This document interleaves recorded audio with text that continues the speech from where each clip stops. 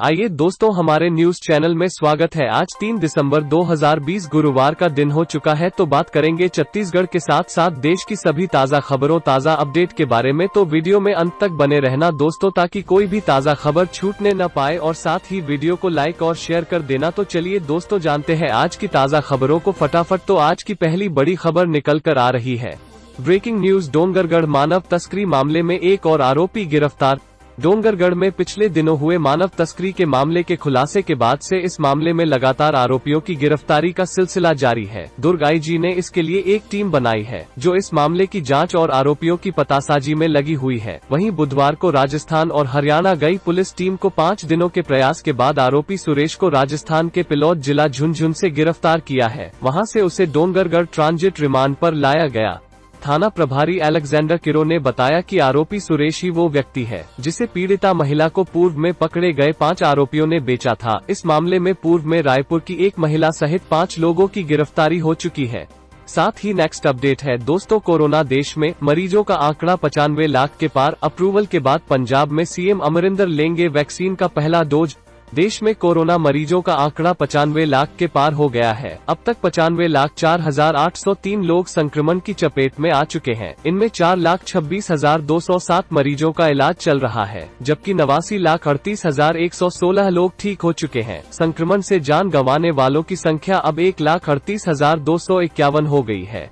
आंकड़ों पर नजर डालें तो अब हर 10 लाख की आबादी में 1.02 लाख लोगों की जांच हो रही है। इनमें करीब 7,000 संक्रमित पाए जा रहे हैं। इतनी ही आबादी में संक्रमण से जान गंवाने वालों की संख्या भी बढ़कर अब 100 हो गई है। 2 दिन पहले यह 98 थी। इस बीच पंजाब के मुख्यमंत्री कैप्टन अमरिंदर सिंह ने ऐलान किया है कि वैक्सीन उपलब्ध होने के बाद पंजाब में सबसे पहला डोज वो खुद लेंगे। मुख्यमंत्री ने कहा कि Indian council of medical research (ICMR) से वैक्सीन अप्रूवल होने के बाद जब पंजाब में वैक्सीन आएगी तो वो इसका पहला डोज लेंगे। अगला ब्रेकिंग न्यूज है, जिले के 4 गौठान बने आत्मनिर्भर, जितने का गोबर खरीदा उससे ज्यादा की कमाई। ग्रामीण पशुपालकों की जागरूकता, गौठान समिति एवं महिला स्व सहायता समूह की सक्रियता और जिला प्रशासन के मार्गदर्शन से कांकेर जिले के 4 गौठान आत्मनिर्भर बन चुके हैं। संभवतः ये छत्तीसगढ़ के पहले गौठान है जो आत्मनिर्भर बने हैं। इन गौठानों में जितने रुपए की गोबर खरीदी की गई है, उससे ज्यादा की कमाई वर्मी कंपोस्ट बेचकर की जा चुकी है। आत्मनिर्भर बनकर इन गौठानों ने गोधन न्याय योजना के उद्देश्यों को साकार किया है। कांकेर विकासखंड के गढ़पिछवाड़ी गौठान में 21,202 रुपए से 10,601 किलोग्राम गोबर की खरीदी की गई तथा उससे 67 क्विंटल वर्मी कंपोस्ट तैयार किया जाकर 0.8 रुपए प्रति किलोग्राम की दर से विक्रय कर 54,000 रुपए की आमदनी प्राप्त की गई है। इसी प्रकार भावगीर नवागांव गौठान में 29,938 रुपए से 14,969 किलोग्राम गोबर खरीदा गया और उससे 60 क्विंटल वर्मी कंपोस्ट तैयार किया जाकर 48,000 रुपए में बेचा गया है। साथ ही अगली बड़ी खबर है, किसान आंदोलन का 7वां दिन, किसानों की मांग कानून खत्म करने के लिए संसद सत्र बुलाओ, ऐलान। 5 दिसंबर को देश भर में प्रदर्शन।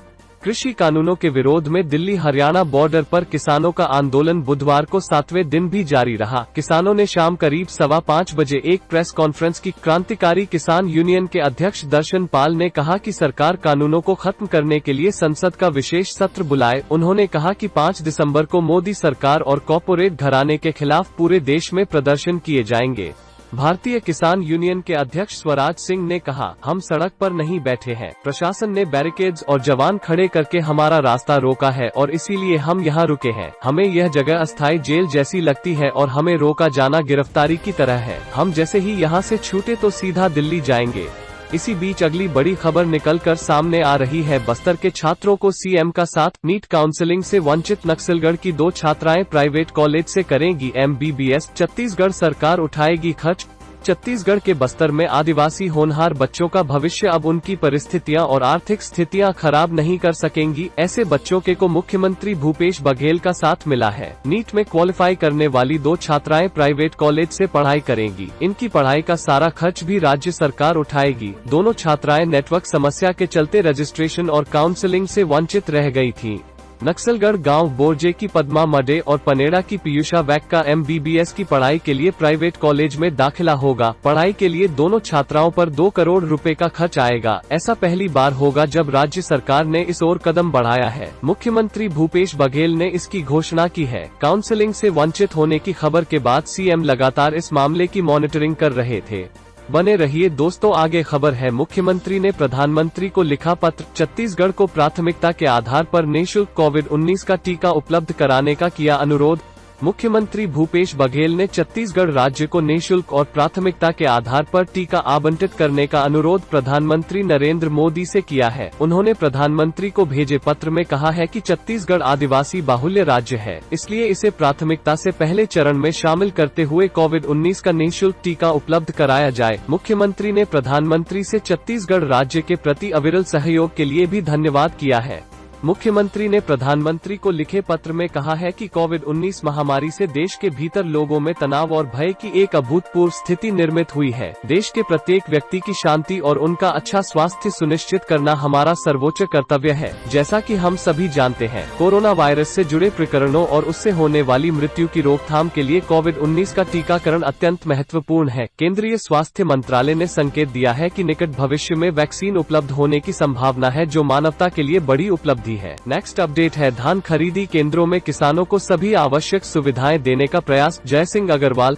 छत्तीसगढ़ में 1 दिसंबर से धान खरीदी उत्सव प्रारंभ हो गया है। किसानों को धान बेचने में कोई परेशानी न हो, इसके लिए विशेष तैयारियां की गई हैं। किसानों के लिए उनके गांवों के आसपास ही धान खरीदी केंद्र बनाए गए हैं। इसके लिए राज्य शासन ने इस खरीफ विपणन वर्ष में करीब 260 नवीन धान खरीदी केंद्र बनाए हैं। इसी कड़ी में प्रदेश के राजस्व मंत्री श्री जयसिंह अग्रवाल ने कोरबा में 2 नवीन धान उपार्जन केंद्र का शुभारंभ किया। राजस्व मंत्री ने कोरबा नगर निगम क्षेत्र के वार्ड क्रमांक 48 सुमेधा और वार्ड क्रमांक 31 दादरखुर्द धान उपार्जन केंद्र का उद्घाटन किया। नवीन धान खरीदी केंद्र शुरू होने से क्षेत्र से लगे गांव के किसानों को लंबी दूरी तय करके धान बेचने जाने से मुक्ति मिलेगी। गांव के पास ही धान खरीदी केंद्र शुरू होने से धान बेचने में किसानों को सहूलियत भी होगी।